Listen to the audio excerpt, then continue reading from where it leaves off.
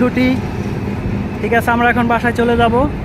আর সবচেয়ে আরেকটা কথা বলি যে আমার মামনিকে আমি 20 টাকা দিছি টিফিন খাওয়ার জন্য। তা আসলে দেখেন, আমি ছিলাম না টিফিনের সময়। 20 টাকার থেকে আপনার 10 টাকা আপনার এর কাছে রাখছে, ফেরত রাখছে। 5 টাকা সে খাইছে। কি খাইছো আম্মু? হ্যাঁ, জলপাই খাইছ। 20টা টাকা দিছি, আমার মামুনি 20 টাকা থেকে 10 টাকা সে ফেরত নিয়ে আসছে। 5 টাকার সে জলপাই খাইছে, সিদ্ধ জলপাই খাইছে 5 টাকার। আর 5 টাকা ওই বেটার কাছে আমার মামুনি পাবে।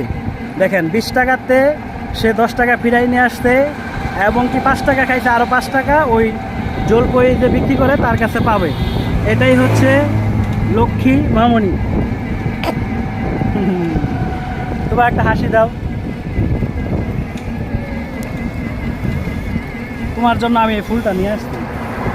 কেমন সুন্দর হয়েছে না? হুম।